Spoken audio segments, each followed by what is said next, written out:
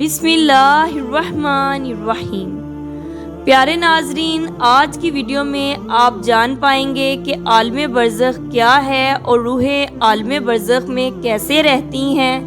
بلکہ عالم برزخ کے حوالے سے ایک یہودی عورت کا واقعہ بھی شیئر کریں گے کہ جب ایک یہودی عورت حضرت عائشہ رضی تعالیٰ عنہا کو عالم برزخ کے متعلق خبر دی تو حضرت عائشہ رضی تعالیٰ عنہا نے عالم برزخ کا انکار کیوں کیا تھا۔ ویڈیو میں آپ یہ بھی جان پائیں گے کہ انسان کے مرنے کے بعد کیا ہوتا ہے، یعنی عالم برزخ کی زندگی کیسی ہے، یہاں پر لوگ کیسے رہتے ہیں اور لوگ یہاں پر کیا کھاتے پیتے ہیں، اور ہاں یہ بھی آپ کو بتائیں گے کہ جو انسان مر جاتا ہے تو عالم برزخ میں دنیا کے معاملات کو کیسے یاد رکھتا ہے۔ عالم کہتے ہیں جہاں کو 4 جہان ہیں: عالم ارواح، عالم دنیا، عالم برزخ، عالم آخرت۔ یہ بنیادی طور پر انسان کے 4 جہان ہیں اور ہر عالم کے احکام الگ الگ ہیں اور ہر انسان کو ان سب سے گزرنا ہے، لیکن الگ بات ہے کہ ہر ایک جگہ پر قیام کی مدت الگ الگ ہے۔ اللہ پاک نے انسان کے ایک عالم سے دوسرے عالم میں منتقل ہونے کے لیے مختلف اسباب پیدا کیے ہیں، جیسے عالم ارواح سے عالم دنیا میں آنے کا سبب ہمارے والدین ہیں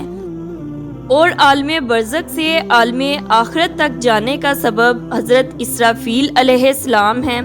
لیکن آج کا ہمارا موضوع صرف عالم برزخ ہے۔ ناظرین کرام، برزخ کے لفظی معنی آر یا پردہ کے ہیں۔ انسان کی موت سے لے کر قیامت تک کا سفر عالم برزخ کہلاتا ہے، یعنی اگر یہ کہا جائے وہ مقام ہے کہ جن میں موت کے بعد حشر تک روحیں رہتی ہیں، یعنی برزخ میں تمام انسانوں اور جنوں کو موت کے بعد رہنا ہوتا ہے، اور یہ عالم برزخ ہماری دنیا سے بہت بڑا جہان ہے۔ عالم برزخ کی زندگی دنیاوی زندگی سے بہت بڑی ہے، لیکن وہ بھی ایک دن ختم ہونی ہے۔ سورہ مومنون میں اللہ تعالیٰ فرماتے ہیں کہ اور ان کے آگے ایک آر ہے اس دن تک جس میں یہ اٹھائی جائیں گی۔ عالم برزخ میں پہنچنے کے بعد انسان کا آخرت کی طرف سفر شروع ہو جاتا ہے۔ رسول اللہ صلی اللہ علیہ وآلہ وسلم نے ارشاد فرمایا، بے شک آخرت کی سب سے پہلی منزل قبر ہے، اگر قبر والے نے اس سے نجات حاصل کر لی تو بعد کا معاملہ بھی آسان ہو جائے گا، اور اگر اس سے نجات نہ پا سکا تو بعد کا معاملہ بہت زیادہ سخت ہے۔ بلکہ حضرت عائشہ صدیقہ رضی تعالیٰ عنہا کو جب یہودی عورت نے عذاب قبر کے متعلق خبر دی اور ان سے کہا کہ اللہ تجھے قبر کے عذاب سے بچائے، تو حضرت عائشہ صدیقہ رضی تعالیٰ عنہا نے مسلمانوں کے لیے عذاب قبر کا انکار کر دیا۔ لیکن جب نبی اکرم صلی اللہ علیہ وآلہ وسلم نے حضرت عائشہ رضی تعالیٰ عنہا کو بتایا کہ قبر کا عذاب اہل اسلام کے لیے بھی ممکن ہے اور گناہوں کی وجہ سے انہیں بھی عذاب قبر ہوگا، انہوں نے نبی پاک صلی اللہ علیہ وآلہ وسلم کے فرمان کو تسلیم کیا۔ یہ واقعہ احادیث کی بہت سی کتاب میں بھی موجود ہے۔ بعد میں آپ صلی اللہ علیہ وآلہ وسلم پر وحی بھیجی گئی اور آپ صلی اللہ علیہ وآلہ وسلم کو عذاب قبر کے متعلق بتایا گیا۔ اس دن سورج کو گرہن لگ گیا اور آپ صلی اللہ علیہ وآلہ وسلم کے بیٹے حضرت ابراہیم علیہ السلام کا انتقال ہو گیا، لہٰذا آپ صلی اللہ علیہ وآلہ وسلم نے اسی دن سورج گرہن کی نماز صلاۃ الکسوف پڑھائی اور پھر خطبہ دیا۔ اس خطبہ میں صحابہ کرام رضی تعالیٰ عنہا کو عذاب قبر کی تفصیلات سے آگاہ کیا گیا، اور پھر آپ صلی اللہ علیہ وآلہ وسلم ہر نماز کے بعد عذاب قبر سے پناہ مانگتے، صحابہ کرام کو بھی دعا کرنا سکھائی اور انہیں حکم دیا کہ وہ بھی ہر نماز کے آخر میں عذاب قبر سے پناہ مانگیں۔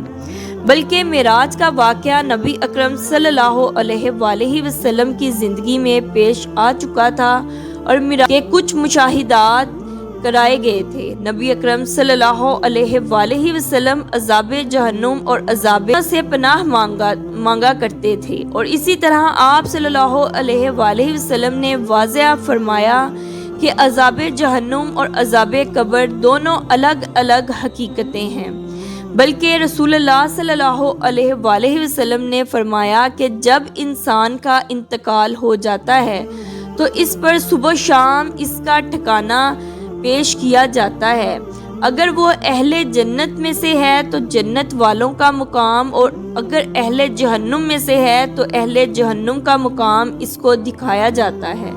پھر کہا جاتا ہے کہ یہ تیرا ٹھکانہ ہے، یہاں تک کہ تجھ کو قیامت کے دن اٹھایا جائے گا۔ جب عالم برزخ میں پہنچتی ہیں تو اس میں بھی دو مقام ہیں۔ ایک کا نام علین ہے جس میں نیک روحوں کو رکھا جاتا ہے، اور دوسری کا نام سجین ہے جس میں بدکار اور کافر روحوں کو رکھا جاتا ہے۔ تمام روحیں قیامت تک کے دن تک یہیں پر رہیں گی، اور پھر قیامت کے دن اپنے حساب کتاب کے بعد اپنی اصل مقام یعنی جنت یا دوزخ میں داخل کی جائیں گی۔ روایات میں آتا ہے کہ انسان کی وفات کے بعد قبر میں روح کو پھر سے مادی جسم کے ساتھ منسلک کیا جاتا ہے۔ یہاں پر دو فرشتے منکر و نکیر سوال و جواب کریں گے۔ اگر تو سوالات کے جوابات صحیح رہے تو پھر آسمان سے آواز آتی ہے، میرے بندے نے سچ کہا، اور اس کے لیے جنتی بچھونا بچھا دو، اسے جنتی لباس پہنا دو، اور اس کے لیے جنت کا دروازہ کھول دو۔ قبر میں ہی جنت کا دروازہ کھول دیا جاتا ہے، اور وہاں سے ہوا کے جھونکے اور خوشبو بھی آتی ہے جسے وہ محسوس کرتا ہے، اور حد نظر اس کی قبر کو کشادہ کر دیا جاتا ہے۔ لیکن اگر سوالات کے جوابات صحیح نہ ہوئے تو پھر اس کے لیے قبر میں ہی جہنم کا بچھونا بچھا دیا جاتا ہے، اور جہنم کا دروازہ کھول دیا جاتا ہے۔ وہ جہنم کی گرمی محسوس کرتا ہے، اور اس کی قبر اس قدر تنگ کی جاتی ہے کہ اس کی پسلیاں آپس میں دھنس جاتی ہیں۔ اعمال کے حساب سے نیک روح ہوتی ہے تو دو خوبصورت نورانی شکل کے فرشتے روح کو علین میں چھوڑ دیتے ہیں، اور اگر اعمال برے ہیں تو دو خوفناک نوکیلے دانتوں والے فرشتے برے انسان کی روح کو سجین میں ڈال دیتے ہیں۔ سجین برے اور بدکار لوگوں کا ٹھکانہ ہے، اسی لیے وہاں پہنچ کر بری روحوں پر عذاب آنا شروع ہو جاتا ہے، اور جب کوئی نئی روح آتی ہے تو وہ اسے اپنے رشتہ دار کا پوچھتے ہیں، اور اگر وہ کہے کہ کافی عرصہ پہلے وہ مر گیا ہے تو وہ سمجھ جاتی ہیں کہ اسے سجین میں بھیج دیا گیا ہے۔ اپنے رشتہ دار کا روحیں وہاں ایسے ہی انتظار کرتی ہیں جیسے کوئی گھر سے دور اپنے گھر والوں کے ملنے کا انتظار کرتے ہیں۔ نیک لوگوں کے علاوہ انبیاء کرام، شہداء اور صدیقین کی روحیں بھی دوسرے کے ساتھ مل کر باتیں کرتی ہیں، بلکہ روایات میں آتا ہے کہ نیک روحیں اپنے داروں سے ملاقات بھی کرتے ہیں۔ آپ صلی اللہ علیہ وآلہ وسلم نے حضرت فاطمہ رضی اللہ عنہا سے فرمایا تھا